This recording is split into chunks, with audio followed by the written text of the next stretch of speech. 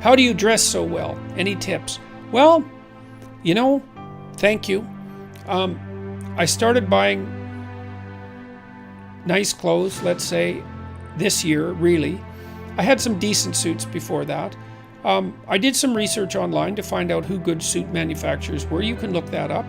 But before this tour, I went and talked to a good tailor, expensive place. I felt terrible spending so much money on clothing. But I felt that if I was going to go talk to, it's been 200,000 people, that I was going to do it right, and I was going to invest in some decent clothes. And even though it hurt my cheap Northern Alberta soul to do it, it was definitely worth it. So you go talk to someone who knows what they're doing. Go talk to an actual tailor, and you can do some research online. There's lots of resources online that are devoted to helping men figure out how to dress. 3-piece suits look really good. I've got them tailored and fitted, so they're not bespoke suits.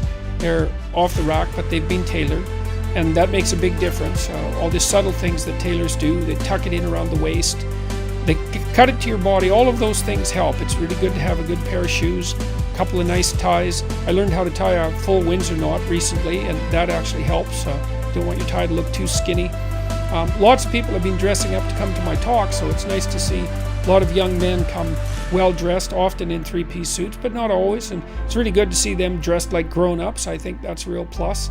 I had a rule that I didn't write in 12 Rules, which was dress like the person you want to be. I kind of took that from Nietzsche, because Nietzsche said, every great man is an actor of his own ideal. It's a very nice aphorism, and basically what it meant was that sometimes you have to act out what you want to be before you become it. You have to pretend. It's not a lie. It's really a pretense, like children pretend to be a father before they grow up and become a father. It's a form of practice. And so tip 1 might be figure out who you want to be. Tip 2 might be, well, then dress like that person. That's a good start. And because I think if you want to become who you want to be, then no detail is too small to overlook. And certainly it isn't exactly that people judge you by your clothes, although they do to some degree.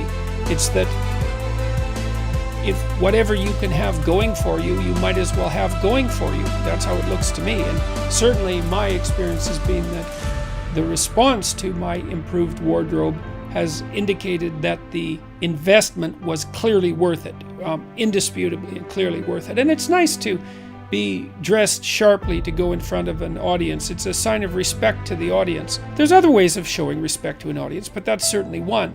And so it's been extraordinarily worthwhile. I would say if you're going for a job interview, if you're at any critical point in your life, then you should dress the part, because you want to do everything you can to tip the scales not in your favor exactly, but in favor of having the right thing happen.